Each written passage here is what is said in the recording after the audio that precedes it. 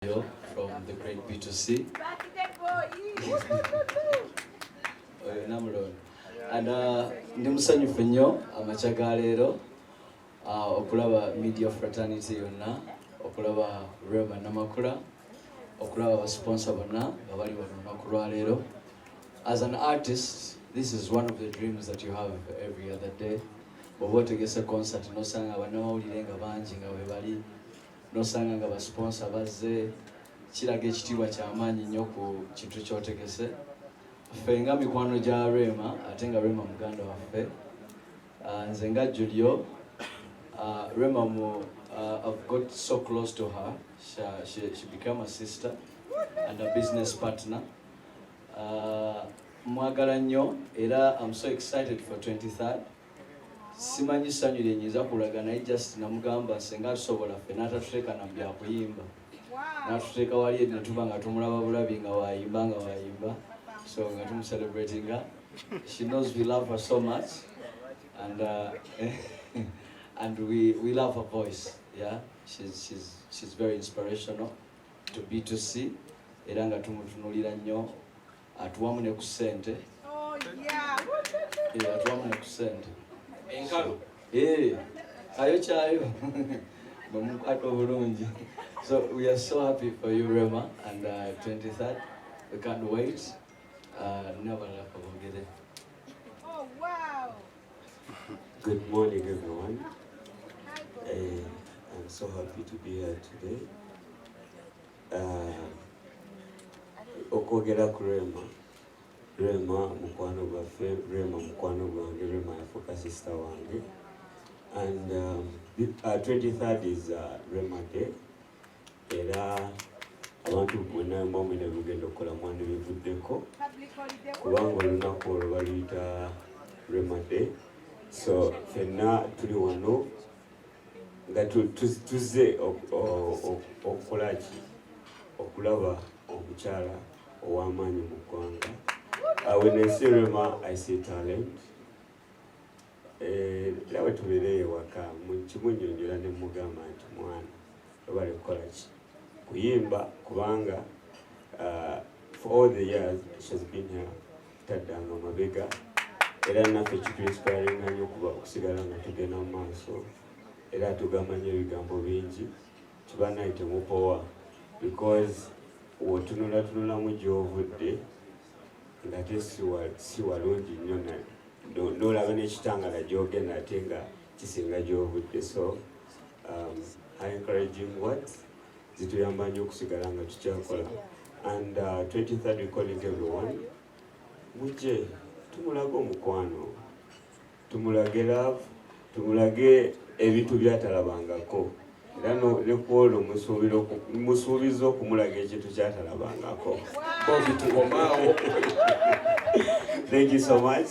23rd Feb, let's go support her. She's a sweet soul. All right. Lee, tutalabangako bye biki ebyo. Yeah, good morning everyone. My name is Mr. Lee from the great B2C as well. Our relationship here for the Rema is visible. Tulitukana okwogera n'ebyokwogera twogera bitono mukimanyi tuli bakyali. We don't have a lot of friends in this industry. However, we have a lot of people we work with. Betusanga ne tugongako nnyo entire omutukola banga kyali waffe abamu ku batono ye Rema Namakula. Kuba mumulaba ebintu ebyenjawulo oba mutulaba ebintu ebyenjawulo ate naye mu byaffe ebyenjawulo. Rema tukwebaza okuhonoringa relationship yaffe n'okututwala nga abooluganda bo kubanga tutuli baluganda be family ye twagala nnyo yonna ate naffe tugyagala nnyo ne family zaffe bwe zityo. Rema buyimbi wanjawulo ekyo tukikirize tukigaane, bw'oganda kigaane nekikkirize lwamaka kubanga wanjawulo. We don't have a lot of Remas in this industry. Ayimbye n'abaddewo for her voice, for her music, for her brand nga ye everyone wanadayogera also kuba abali entertainment media bwadde boogera ku brand ye. Ekintu kye bayita brand ndowooza mu industry yaffe kye kintu kyasinza obeera ekizibu.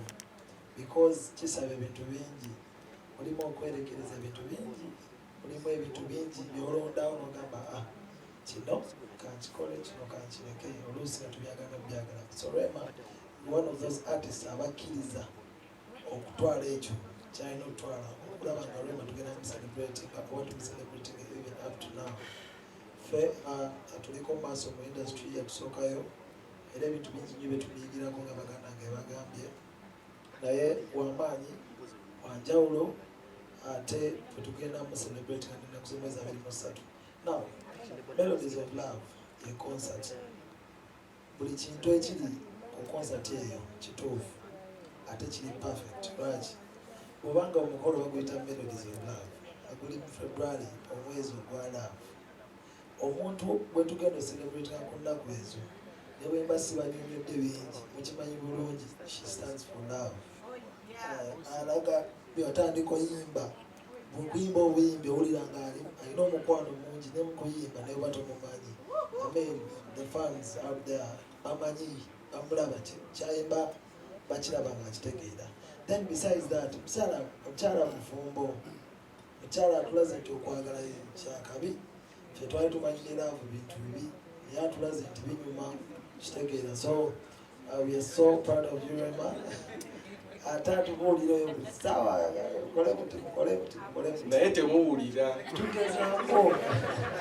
Tugezaako tuli ku kkubo tujja naffe, naye on the 23rd, please guys, mujje celebrating love. Ffe nga B2C, we are family, tugenda beerawo, tujja yimba akayimba kaffe ke tulina twakola naye tutuule mu concert, tujja kujja n'abantu baffe tutuule mu concert tunyumirwe. So I urge everyone out there to come through. Let's support Rema Namakula olunaku, let's celebrate her because agwanira ebintu binene, emyaka gy'abiri nebyakoze. Thank you so much. Thank you so much. Mutya amanya n'eddoboozi Azizi azinoonya aziwenja aziyigga. Njagala otwala omukisa guno okubeebaza okubeera wano nga muli bangi naddala bannamawulire abasinga obungi. Temutera kukeera naye leero enkoko mwagikutte mumwa. Muli b'amaanyi nnyo. Ndi wano mu biti bibiri, ndi wano ng'omuyimbi asupportinga muyimbi munnange, ate wendi nga producer wa show ya Rema. Njagala okutwala omukisa guno okwebaza Rema ne ttiimu, manager Solo Kayemba n'abalala bonna bwe baali banoonya mu bantu abasobola okubeera ku ttiimu eyo ne banondayo. So omukisa gw'amaanyi okubeera kweno ttiimu. Kyenjagala okweemphasizingako nnyo kyakugamba nti saagala kwogera nnyo bingi ku Rema kuba Rema ffenna tukimanyi nti muyimbi mulungi, ebyokuyimba byo yabimaliriza dda, wabula leero njagala tumuggyemu mu eri kategori y'abakazi. Bagamba nti babayita bate ba songbird, abakazi abayimba. Leero Rema njagala kumuwa ekitiibwa ekipya, ye songo Kaloli. Si songbird. Kaloli ebeera n'edduukuuli eryo. Kati eddoboozi lya Rema lyavaayo mu buli obwo obunyonyi obwo nti ye songo Kaloli, nti edduukuuli ddene nnyo, nti muyimbi w'amaanyi.